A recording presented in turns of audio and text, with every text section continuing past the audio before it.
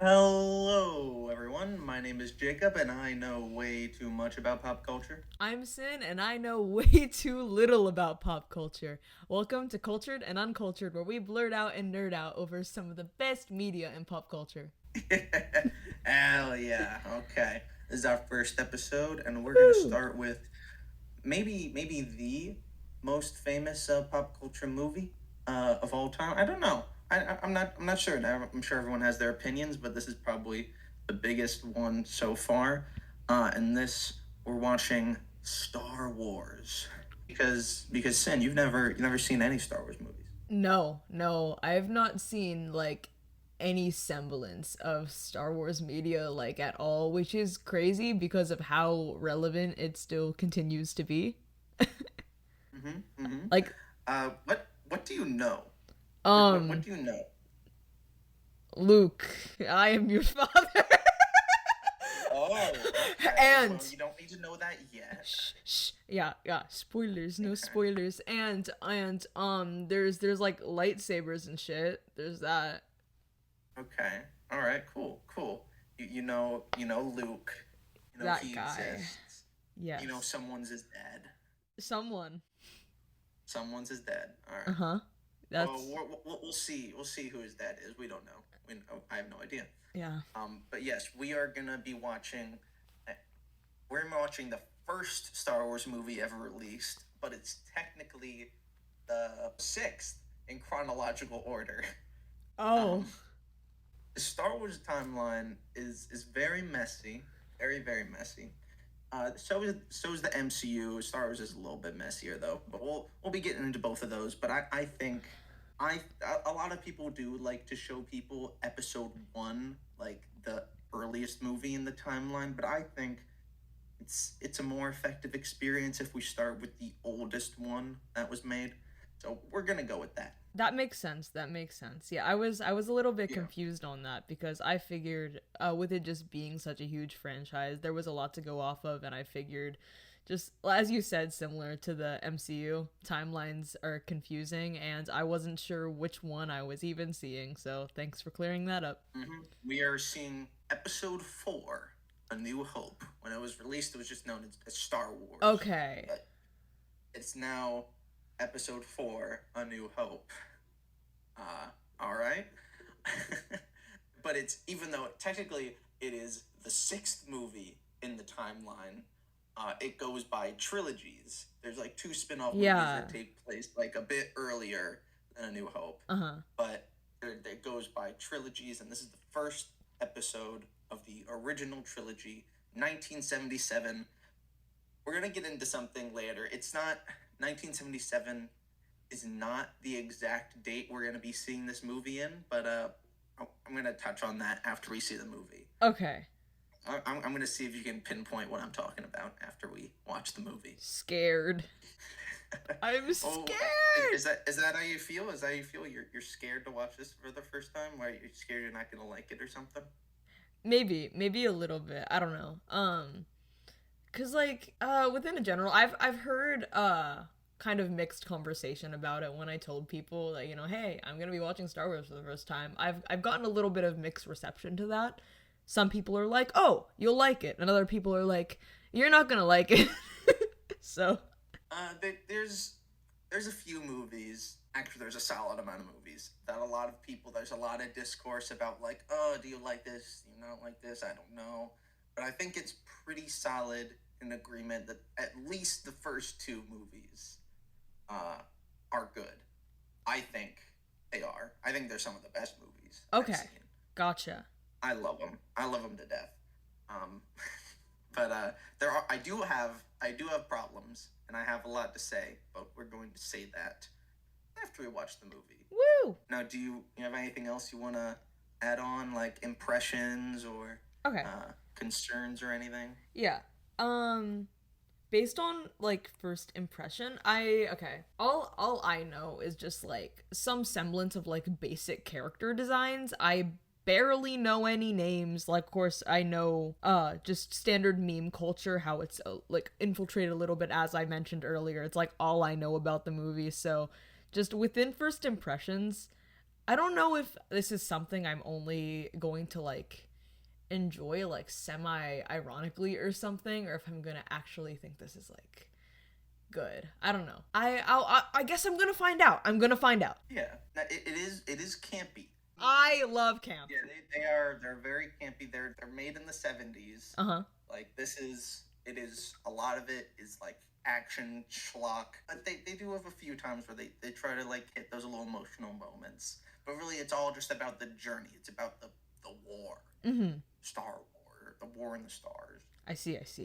But you're probably gonna see and recognize so much more from like stuff you've seen before. Mm-hmm. I know you said you've seen all the memes, but I'm sure there's a lot of memes that are based off this stuff that you just didn't know. Yeah, and just like general within like also Easter eggs within other, movies and television. Yep.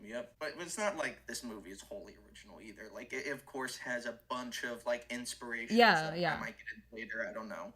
But we'll see. But it was fully impactful in its own right. It's fully shaped our culture, which is why we're gonna watch it. We are going to watch it right now. Oh yeah. Oh yeah. We're gonna watch it right now. Yeah, right Okay, now. guys. Right now. All right. Well, we're gonna leave you here for about 2 hours. You have to stay on. It's gonna be like a 2 hour chunk where there's just like absolutely nothing there. Just wait for us to finish. Thank you. And I'm just fucking with you. We're gonna accelerate after watching the movie.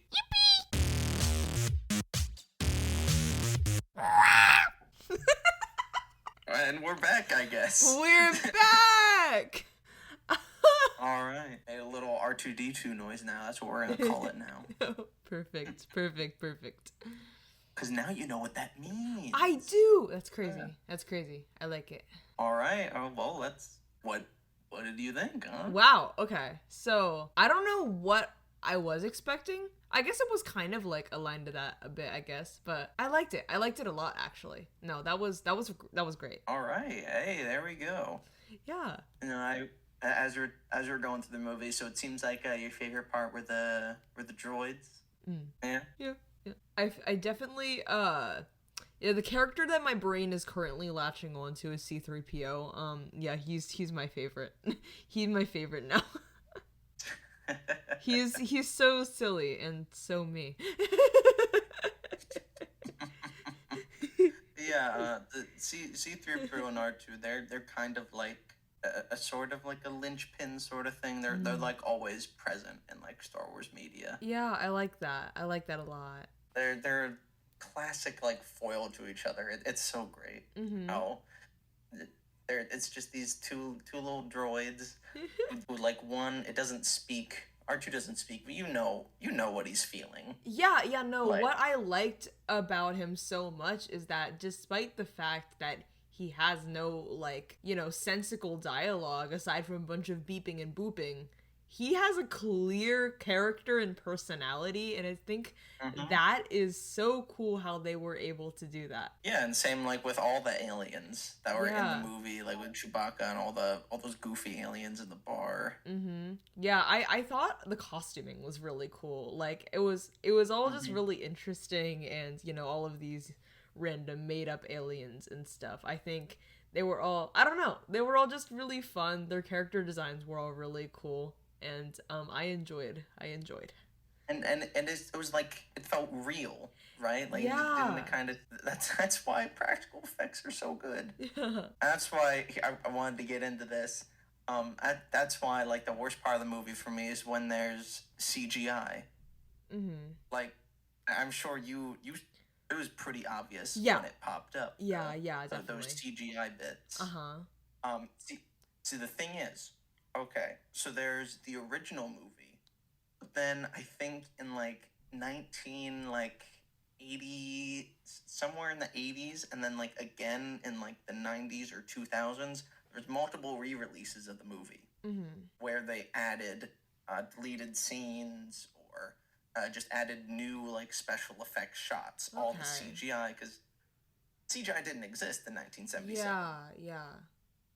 So that's... all those CGI scenes were like added like afterwards. These are like additions to the movie. I don't think it's not too bad here. But I think in some of the later movies, just the addition. I think that none of those stuff they added with CGI was ever like worth it, and it kind of like broke the immersion a little bit because Mm-hmm. that stuff, since it's like early CGI, it's so obviously like fake, Yeah. you know.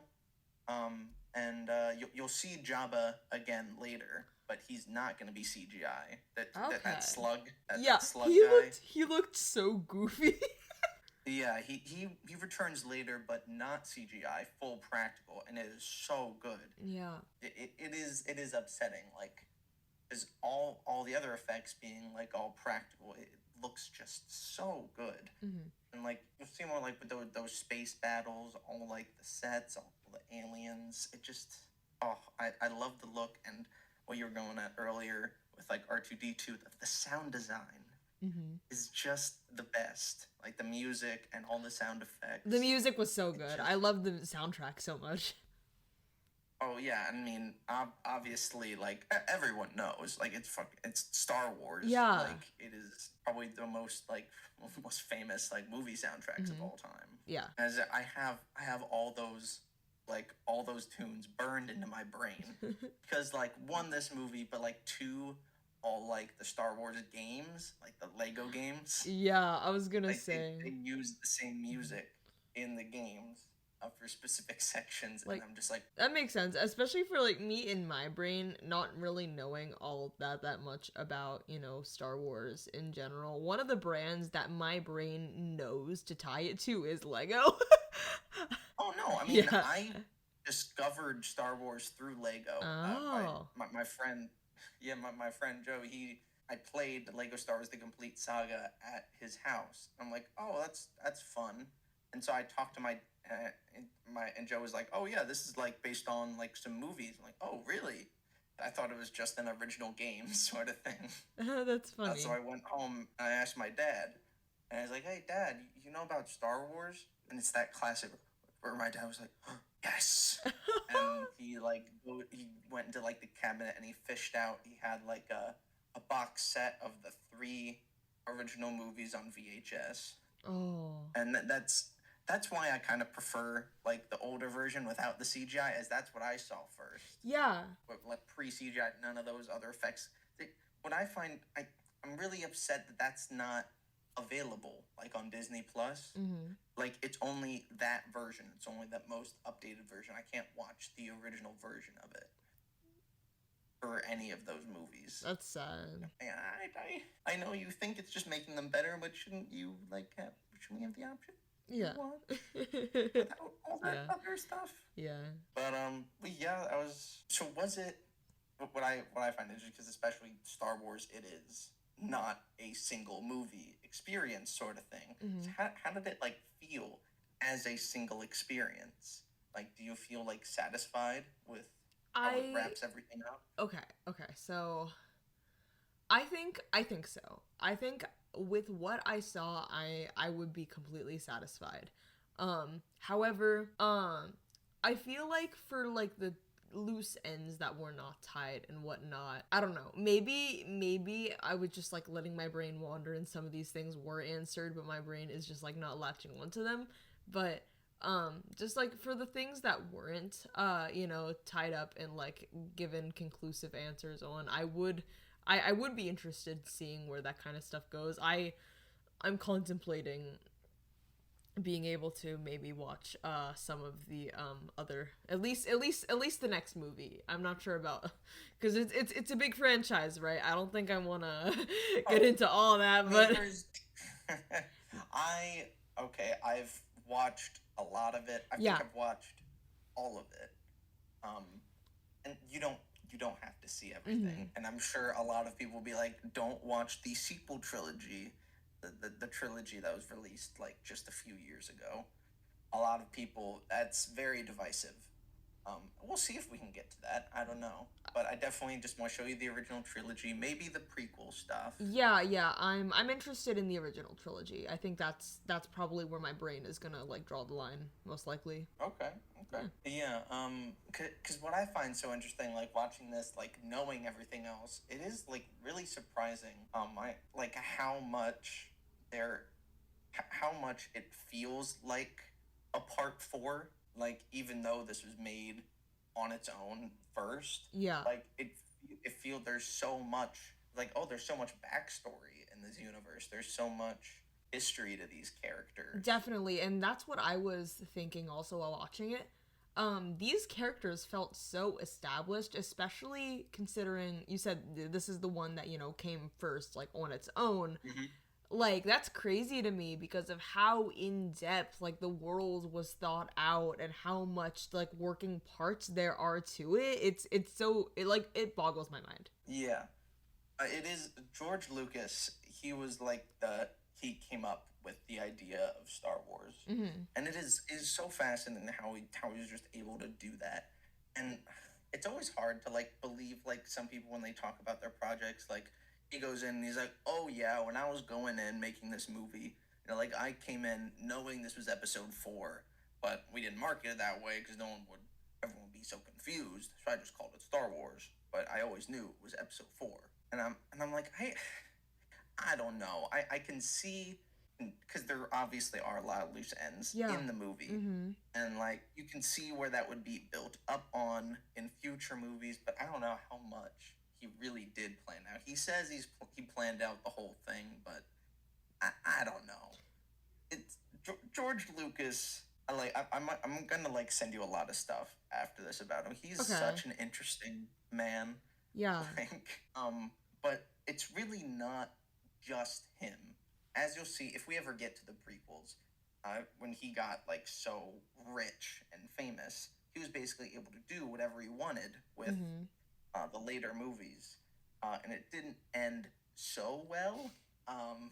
Thing is, with this movie, which is really cool, um, so much of it was like fixed on the editing room floor. Like there was a lot. Like the movie was kind of like a jumble mess. Mm-hmm. 'Cause I want to cover this later. I like researched this like a while ago, so it is a little foggy. But like there was a whole the studio. There was like so much footage, and they didn't really know what to do. But then I think it was like George Lucas's wife was the editor of the movie, Oh. and she basically like patched a more coherent story like out of it. I think one fact of that is the whole thing of the Death Star and how it's orbiting around the planet and it's going to um, be able to destroy the rebel base in like so and so minutes. Like it's a time crunch sort of thing. That was not in the movie before it got on the editing room floor. That was all stuff that was added in post. When you look at it knowing that, it's kind of easy to tell is it's not something that's ever strictly said um like outside of like voiceover from like the computer Yeah. little thing. Uh-huh. That's the only time like when you think about that it's really obvious, but they like patch it together so well and it adds so much more stakes to the movie, which Mm-hmm. is really Definitely. interesting. Yeah. And like there was a bunch of scenes on Tatooine, like before like Luke gets fully involved, like scenes with Biggs, like the character you see by the end, Luke's friend Mm-hmm. that he meets up with the other X-wing pilot. Yeah. He had like a bunch of scenes with Luke before, but all those got cut for timing, and it makes it a lot more concise. Yeah, yeah, I definitely agree with that. It's just really cool how a lot of that stuff was added in post.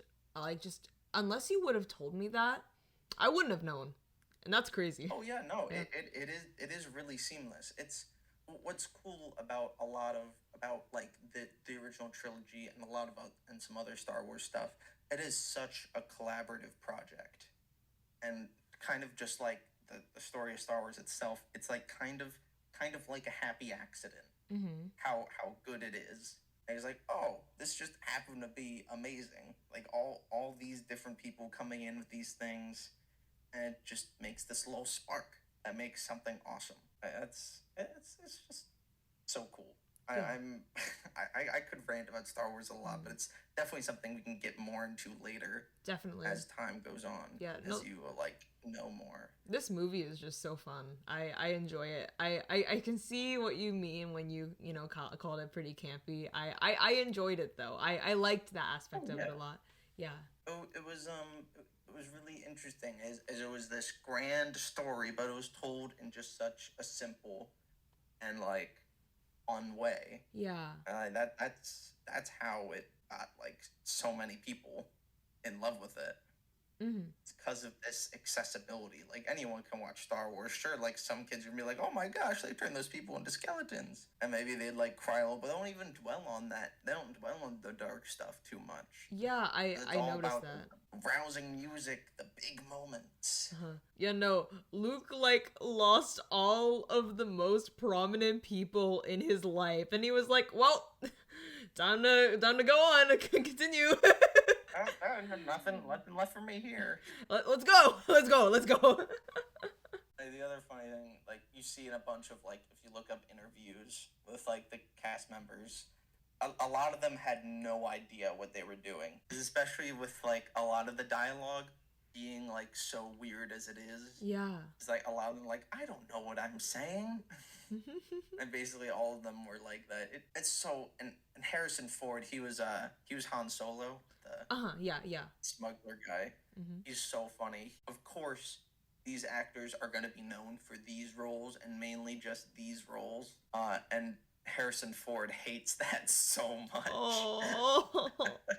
I it's hard to tell if it's even like a bit or not, but there was like this one like interview done with Harrison Ford like a few years ago, and he was like it was for like a movie that wasn't Star Wars. Yeah. But then like someone brought up a Star Wars question, like, "Oh, what what would you think about this?" And I forgot the question, but Harrison Ford just responds, "I wish George Lucas would die." Oh. No, that's funny. That's funny. It is so funny. He's so cranky. So, were you like actually emotionally invested in the movie? Okay. It is really challenging for me to get emotionally invested in something that I cannot outright like draw direct comparison to within my own life. So, while I do think I genuinely care about these characters, especially while the movie was happening, I'm not really sure if I can outright say I was emotionally invested. I guess like I was interested in their journey obviously because I was watching the movie and I was paying attention to it. That that is very telling as it is because I have issues with doing that. If I don't like something, I'm not gonna pay attention to it all that closely, you know that. But Yeah. yeah, I I would say to the extent I can be emotionally invested in something that feels so outlandish to what is actually real, I would say so. I would say so. And that's honestly one of the things that I like about this movie so much also, how invested I was able to get despite the fact that these characters are basically not relatable to me throughout their like day-to-day problems, right, on any actual real level. I mean, these are all just a bunch of like random aliens, right? But no, it's they're cool random aliens. Yeah, but then they also like have personal struggles that are like Yes. going along with that. Like Luke, he just always aspires for more. He just Mm-hmm. wants more out of life. And like Leia, she just has a strong duty to what's right Mm-hmm. and has a duty to her people, even though and she just watches all her people die. Yeah. And it's like that is like so out there, but that's still connected to losing a loved one. Mm-hmm.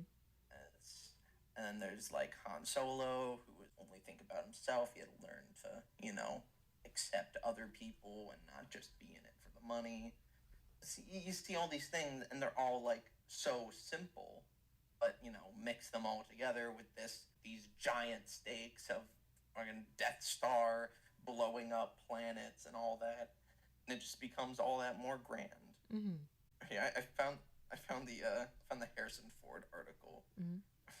What? There's just so many questions. They're just so funny. What would you say are the top 10 most iconic scenes in the Star Wars franchise? Harrison Ford, the space one. And oh, here it is. What is Han Solo's favorite color? I wish George Lucas would die. I fantasize often about his death. I used to imagine myself being the one to kill him. My hand slowly closing around his throat as he yelps like one of those disgusting little creatures. These days I'm so selfish. I don't need to be the one to do the job. I just need him gone from this earth, George. If you're reading this, and I know you are, I hope you die. No. Nah. If that's a bit, that's funny as hell. I think so. I mean, he doesn't really like Star Wars. I think he even like championed him to like have a heroic death in this movie, so he never had to come for like another one. But he did. You know, money enough. You know, he was in it for the money. That's funny. Yeah. There is also what I like. There is such a good chemistry between the characters as well. Like especially like Han, Luke, and Leia. They just have such a good chemistry. I think that's how it really engages you. Because first you have like R2 and like C3PO, and they just bounce off each other like so well, even though one of them doesn't talk. Yeah. They just have such a fun dynamic. It's just And like then like good energy. I like it. yeah, you get to like Luke, Leia, and Han, and they just all like bounce off each other so well too. I mean, the cast did become like lifelong friends, sort of thing. So that's always nice to see. Yeah, definitely. I mean, after working on such a big project together and whatnot, I mean, it would make a lot of sense, especially with how big the franchise has gotten. Like, it has reached so much fame. I love all those actors. Like Mark Hamill, who's Luke Skywalker. He just has such a fun voice. It's just like the way he like yells is just so fun. You know, he's actually a very pretty prominent voice actor. Oh. He voices the Joker in most of the animated stuff. Oh, yeah. And James Earl Jones as Darth Vader, the voice of Darth Vader. Because Darth Vader is played by two people. There was one guy who was like acting in the body, like played him on screen, and then James Earl Jones was the voice of him, like dubbed it over. Okay. It's just such an iconic voice. Mm-hmm. It's amazing. Yeah. I'm just like, it's like it gets like even more like threatening in the future movies because he doesn't do too much here, but just like it just sounds like so kind of evil. I guess is the right word. Is just it just sounds like that makes sense. Yeah, I understand. And I really like, especially because you know when franchises go on longer, they always try to explain everything. Yep. But in this, the Force is just kind of this like nebulous sort of concept. I always like kind of, you're not gonna understand this, but like people who watch this who've seen a lot more Star Wars, I prefer that to what they like kind of do with it as it goes on. I like the Force. This like nebulous sort of thing. I think George Lucas commented on it like earlier as he was kind of inspired as like a Buddhist sort of way. Like that's how he like tackled the Force in like the original movies. And I really like that, where it's just this all powerful, unknowable force. It's just like it's its own thing and anyone can access. It's really cool. Yeah. What did you think of the Force? Because really, it doesn't have too much of an impact on this story. But like, what did it like make you feel? It's hard for me to like outright say. I guess. I don't know. For me, it just like as you said, it has no greater effects like on the overlooming story really. But like you know, conceptually, I don't know. It's very interesting how it's used and how it's brought up so many times throughout the film. Yeah, I don't know. It's like the only I find it interesting they like build up this stuff with like the Jedi and the lightsabers, but Luke never uses the lightsaber in the end. Yeah, it's just him, giving into the Force and like using that to send the bombs into the Death Star. Yeah. I think that's like the biggest reason why I'm kind of just like, oh, I guess I see there's definitely a plan for future movies, because Luke never actually uses the lightsaber. He never becomes like a Jedi. Mm-hmm. Yeah, and that leaves a lot of room for expansion. But like when this was coming out, the studio who made this, they had no faith in it. No, like Fox, they had no faith in Star Wars. They did not think it was gonna do well. It was like so little. Like George Lucas, he thought it was gonna be a big hit. Studio didn't think so, so they kind of just didn't care. They just funded it as much as they needed to and just let him go off. But because of that, they didn't realize they gave him the sequel and merchandise rights.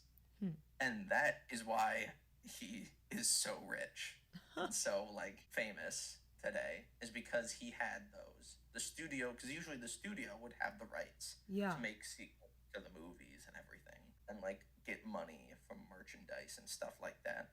But no, because they had so little faith that Star Wars would even do well, they just gave him the rights to it. That's really funny. So yeah, that's lick on their foot. And there's so many studios that do that, where they just like they don't have any faith in a project. It turns out to be Star Wars.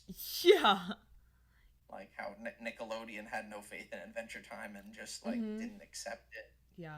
And they replaced it with Fanboy and Chum Chum. To be fair, Fanboy and Chum Chum was an interesting show. I watched it as a kid, but yeah, I mean, I'm not complaining about how it found its way to Cartoon Network. Yeah. Oh yeah, no, but it's just like you really didn't see the true potential there. Mm-hmm. But okay, back to Star Wars. Okay. What would you give this movie out of 10? Out of 10? Oof. Okay. I'm gonna you give can it. You can use decimals. No, I don't think I need decimals. I'm gonna give it an 8. All right. Yeah. But yeah, I mean, honestly, I think what I had this movie, I reviewed it on my own little like Instagram or whatever. I think I gave it a 9 out of 10. But just because like with all like the other knowledge, like it really gives you more of an appreciation for this movie, like knowing where it goes and knowing like all the stuff that's built up upon here, like how like fascinating it is that it was able to do all this setup for just itself. It's of course very nostalgic for me. Yeah. Now I don't, I'm completely without the nostalgia factor for this movie in the first place. Like I'm completely unbiased towards, viewing it in childhood, because I didn't. Yeah. But I don't know. There's like I know it is very clearly an older movie. As you said, it was from the 70s. 70s you said? 1977. 1977. I mean, it is clear when it was made, but it didn't age all too poorly, and there's something just like so timeless about it. Like it makes sense as to why it's still so popular. Yeah, I'm very happy you feel that way. I'm happy I feel that way too. I like Star Wars. Yeah, it's cool, and we're definitely checking out at least the full original trilogy. Woo! Definitely Empire Strikes Back, the sequel to this, is viewed as like one of the best movies of all time. So that'll be really fun to see what your thoughts on that are. I'm excited. But yeah, hey, now I guess you're just a little bit more cultured. Just a little. And this was good. Huh? Well, I guess this might, unless you have anything else you want to say, any other like points of discussion, anything that like really stood out to you. I think I'm all right. Here. But hey, it's a solid movie, and that's what's good. Thank you for showing it to me. Oh yeah, of course. And we'll keep you posted. And now we're just gonna we're gonna be doing Avengers next or something. Is that what we're planning on? I think Who Framed Roger Rabbit was next on the list, actually. Ooh. Oh yeah. There you go. Yeah, that's a good one. Just see the other sort of things the older movies produced. Like, I am more biased toward older movies, as like CGI can be really good, but as you can see in even this movie, it sometimes, takes a bit out of it I when am not just executed right. such a sucker for 2D animation. I love it way too much. So I'm Mhm. I'm I'm really excited for it, you know. Yeah. Oh, just one thing I wanted to say is just the miniature work in this movie. Like that's how they did most of this, is just making it a miniature. The Death Star, I like was those, yeah. like the sand crawlers, which is the thing those little guys were Mhm. in, Yeah. like that big like tank sort of thing. Mhm. Oh, just the miniature work is so impressive, and I love it. And it just gets more impressive as the movies go on. But it's just I love the detail, and that's how it kind of feels timeless. Because like the miniatures, they're just so detailed.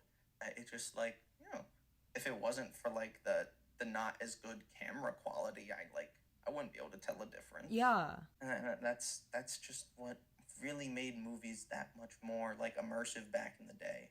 Was just that realness. You could really like see what was happening. Mhm. Oh, anyways, that's enough out of me nerding out. I'm glad you have stayed with us and went on this little journey, and we're gonna keep on going, picking along all the little pieces of culture that I think make the world a better place. It was a fun time. I hope you all join us next time. Yes, as we continue on this enlightening journey. Really, it's just movies I find we find really fun and want to talk about, I want to gush about. So, yeah, Yay.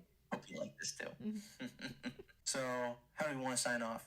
You want to take the lead here? Okay, I don't know. Um Okay. Well, okay. Okay. Well, if you guys like this episode, I would be really happy if you guys would be able to follow us wherever to keep up with our future episodes, and hopefully this will be going on for a long time, and I'm really excited to continue work on this because this has been really fun, and I'm excited. And I'm excited too. yay. Okay, well, this has been Sin and Jacob on Cultured and Uncultured, and we will I'm see Jacob. that you're Jacob. Thank Don't you. point to me. We can't see you. Okay, and you will hear us next time. Yeah.